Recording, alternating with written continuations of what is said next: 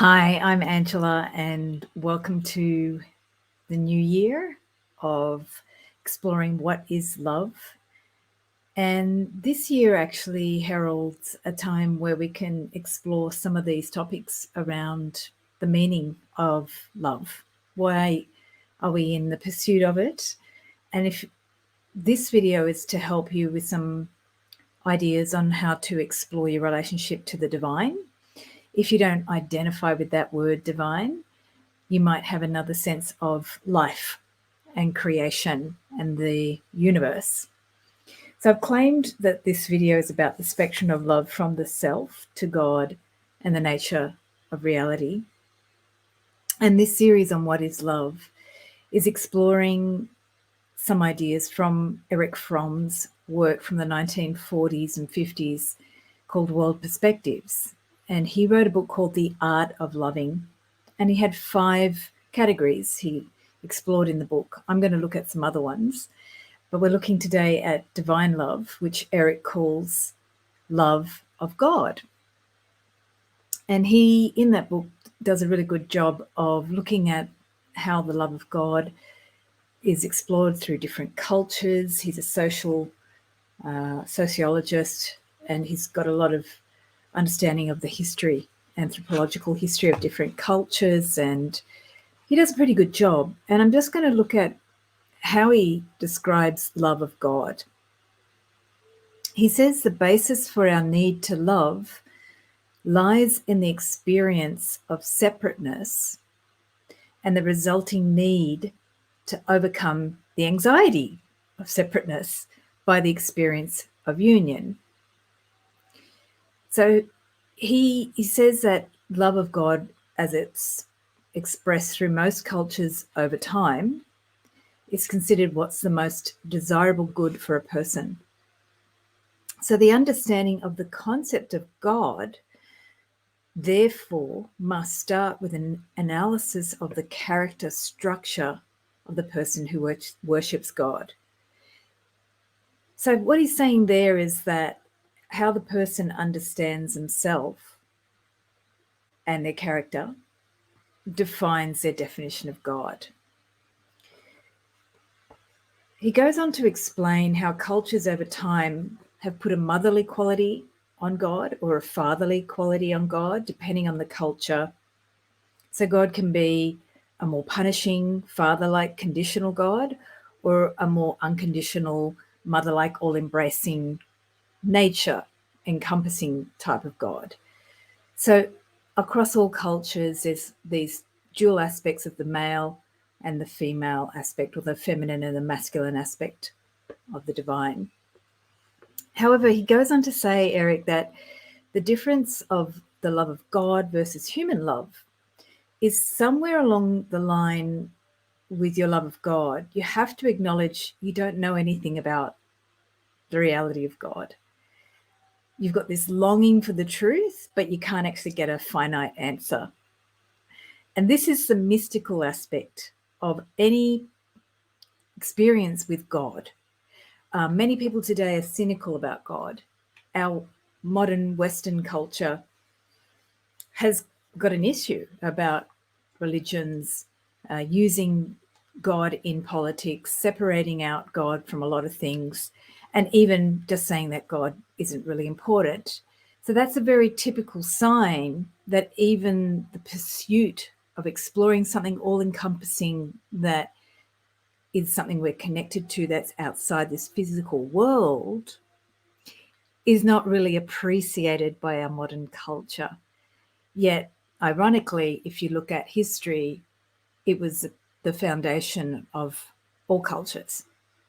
So in our modern time, we're going through an existential crisis.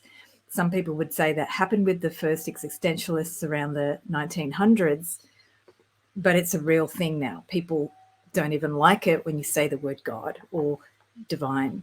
So now we have to use words like cosmic consciousness, universe. And the irony of this is that what I found in the 90s and the 60s, if you were around then, is that people went in search of God, because society around the time Erich started writing after a couple of world wars was becoming more cynical. about life. And they separated out God from politics as much as they could, but had it there as kind of a backdrop. And some cultures kept God much more central. But in general, globally, because of wars, people were more, questioning death, life, the meaning of life, and the good qualities of life. If there was a God, why would God allow war? And the Vietnam War certainly started to really make that a topic. At the same time, there was a lot of experimental use of drugs. And in the 90s, there was a similar use of drugs. And it started because of that 60s period where people were doing LSD, mushrooms, and now today they do things like ayahuasca, chaga, different things, herbal type supplements, and marijuana is now being used to try and become more normalized rather than pushed aside, but it's something that can help people relax. So at the time when we were starting to become cynical about God in a modern culture, there were also this counterculture was exploring oneness or connection to something greater than themselves through LSD and mushrooms. And now you can see there's a bit of a revival of the mushroom interest through Paul Stamets. Dr. Paul Stamets has done great work showing the nature of mushrooms through his research and also through his taking of them and his stories about them. But through his research, he's showing how it enhances our brain.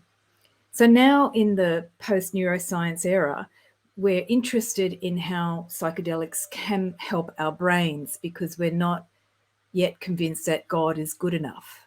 It's a really interesting, fascinating thing about modern culture. Talking about God is faux pas, not cool. But if you talk about drugs and a mystical experience you have on that, that's really cool. So today I'm going to share a few things that happened to me in my journey of a few things that I had tried before I actually discovered God through Sufi work and dance. Already when I was dancing from childhood, I was having experiences, but as a child, you can't process what those experiences are because you're just a kid having fun dancing around the house. Well, that's what I was. And I did dance almost every day in the house. I love to experience myself that way. And I also, in my head, would talk to imaginary friends. So you might have had experiences like that. So children innately are already somewhat tripping when they grow up. They're kind of already, their brain isn't as logical as our modern culture has become, and they're naturally connected to a more creative use of their consciousness. So there's no limitations or rules or logic to come in and shut it all down or say, you can't do that. So I had a pretty mystical childhood, just being allowed to float around and explore. And dance was something where I really got imaginative. And I used to make up stories and I heard voices as well. Yes, I was lucky I wasn't put away. But I knew when I was young not to talk to myself out loud too much because they would think I was crazy. So I had some sort of sense of the outside world thinking this is weird.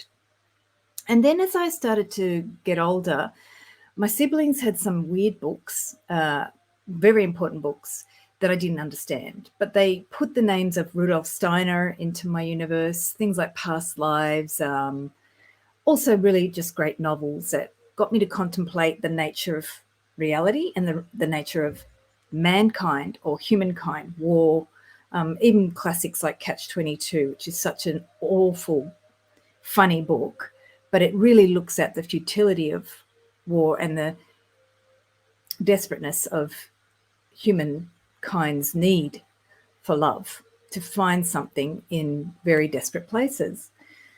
So I had a range of interesting books scattered around me.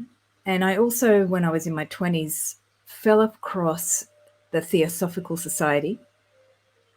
I've discovered a book by Alice Bailey on the Seven Rays, And I had no idea what that book was about, but I was stuck there reading it for a while. It didn't really go through very well.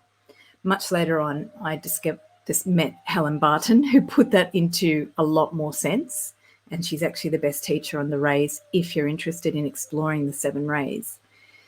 But before I met Helen, because I had this interest in understanding a connection to the divine that may not necessarily be through the church, I started to explore dance through shamanic teachers, Sushi in Sydney and Canberra, and she's based in Canberra now, and a few other teachers in Sydney, and exploring what that was. What is that element that if you have done substances and you've had experiences of the nature of reality being non-physical, what is that non-physical bit?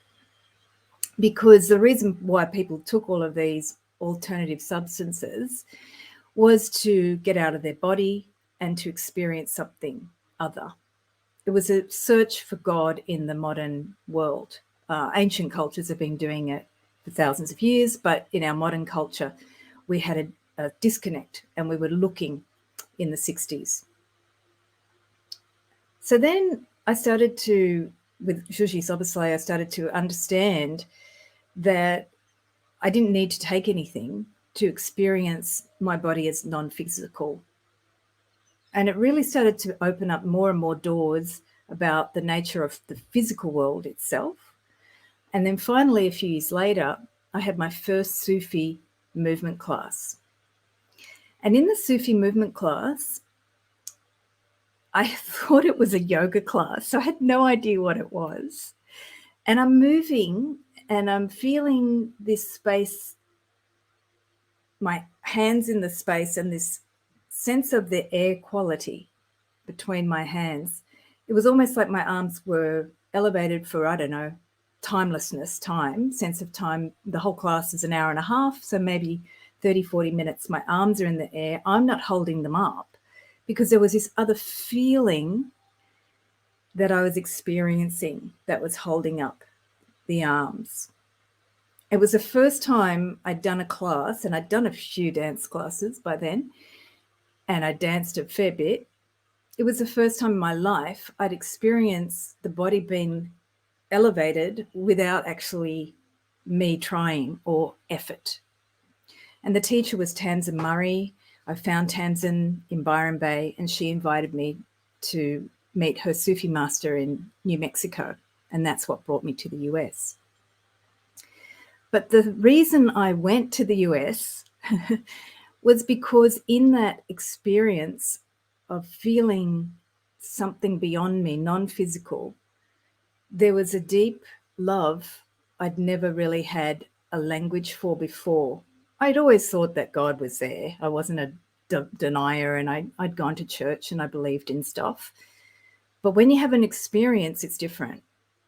And from that time, I was about 26 years old, I've been in pursuit of more of those experiences, and I've found them. And I've discovered, not only through the Sufi work, but there's a beautiful quality in the Sufi work of love, of devotion. And it's a quality of love that I believe some people feel in human relationships. I think you can have that sense of unconditional, encompassing love at times with people in your relationship, and then they'll annoy you and you don't feel lovely and mushy with them. But I know a lot of parents have told me that with their child they experience this great love. Much more less so have people experienced that all-encompassing love for themselves. However, love of the divine, when you have that devotional quality, which I found through the Sufi movement, and if you read Sufi poetry, which I'm going to share a little bit right now, it's that sense that there is something so beautiful about the nature of existence itself. Mystics have always, throughout history, the Sufis included, contemplated the nature of reality not to dissect or minimize it to a thing, which is what our modern culture and science is obsessed by. Now more scientists are becoming philosophers again. The beginning of a lot of our modern science from Aristotle, Plato, and their ancestors was more philosophical. So science is moving towards that now, because we're finding that coming through the scientific method, we're not able to meet people's need to explore the meaning of being alive and face death. And the nature of mystics was always to look at the nature of reality itself, not solely to know it, but to experience something other than the physical. And that's what I had in my first Sufi class. It was amazing.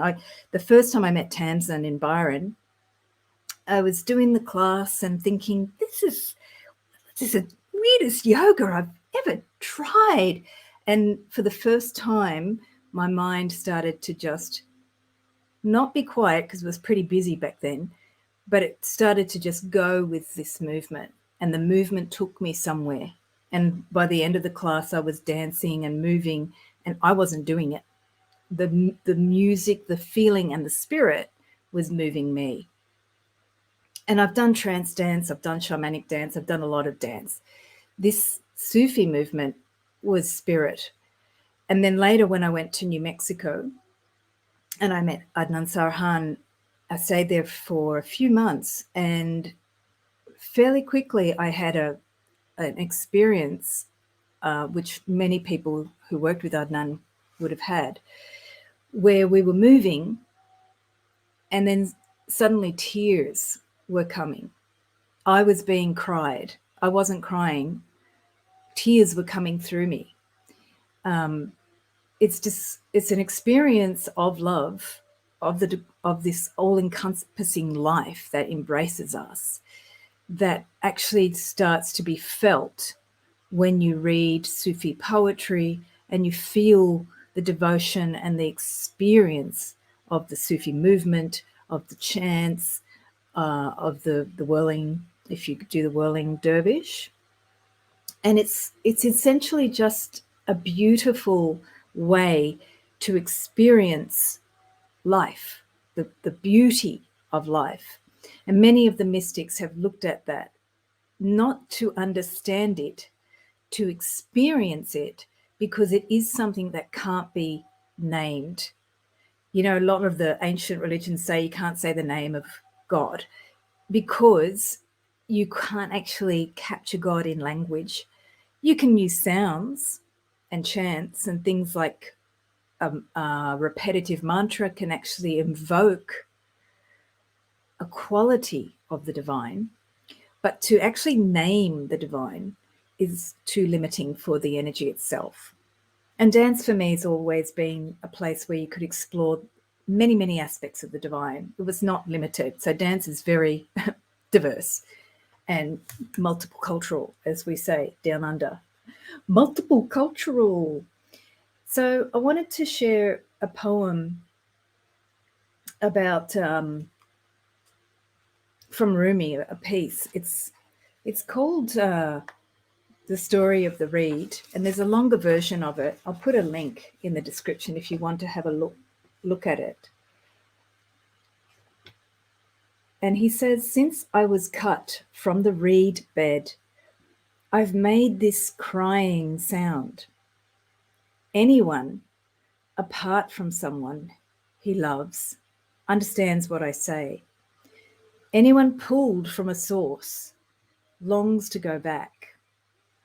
At any gathering, I'm there, mingling in the laughing and grieving, a friend to each. But few will hear the secrets hidden within the notes.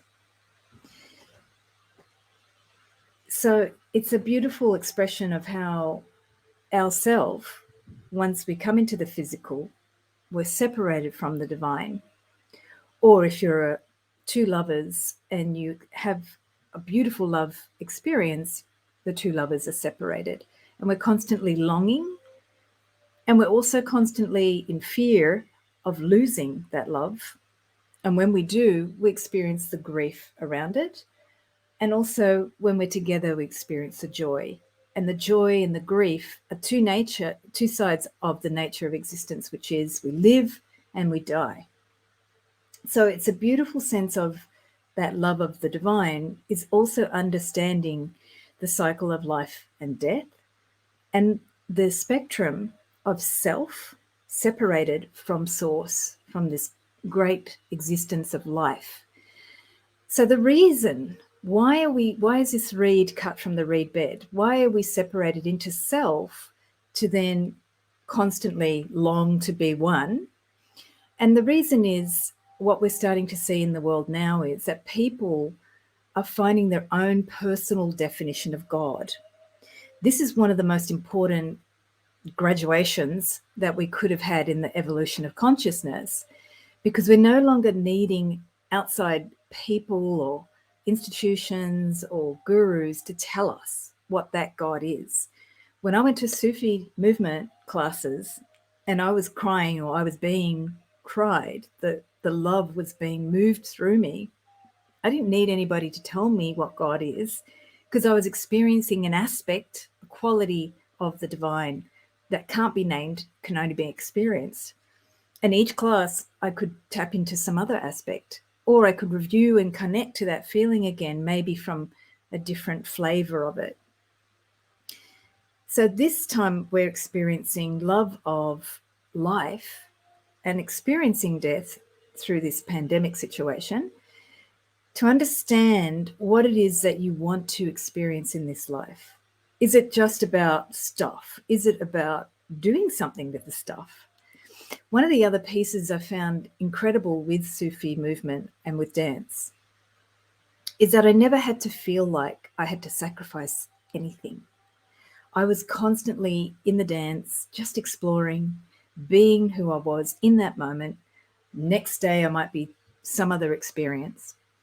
And there was a limitless sense of possibility always, always in the dance. And that also brought me to my one aspect of my understanding of God, that there is no finite end to God. For me, God is creation, and it's just the universe constantly expanding to explore itself. When I dance, that's part of what I see. I see this endless realm that I'm just exploring through movement and sound and rhythm and beat and breath and time and other things that you throw in, like disco or whatever you're invoking at the time. Music is so powerful to invoke a different feeling.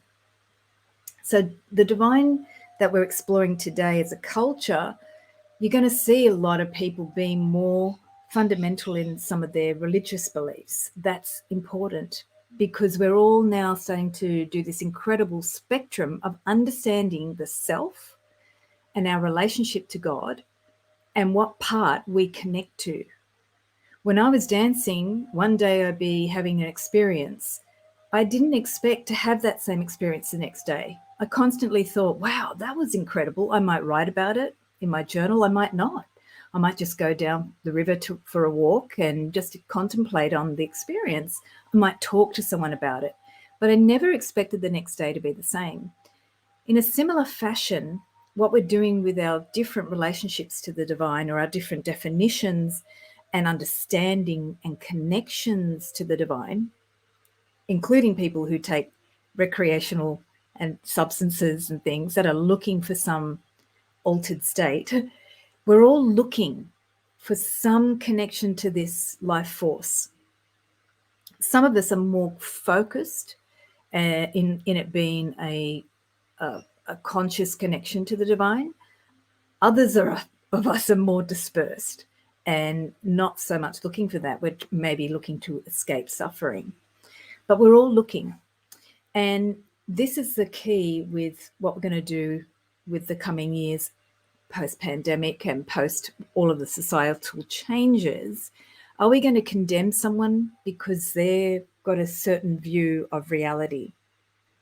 Or are we going to start looking at them going, yeah, not the sort of version of reality I would choose, but it obviously serves some purpose for them. And therefore, how do we connect? Are we meant to connect? And if we are, how are we to connect? Because the religious wars of the past killed a lot of people about their perception of reality, of the nature of the universe, and their definitions of God. And a lot of death has been done through that already. We are actually at another level now where we have choices.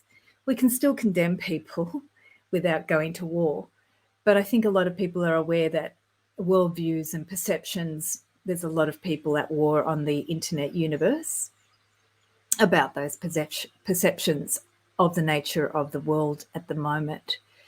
And my hope, if I put it that faintly, my vision, maybe I'll put it more clearly, my vision is that we can begin to start to explore a new conversation around love.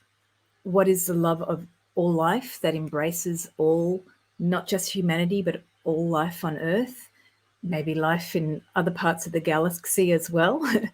What is that all-encompassing life force that moves us, that brings us life?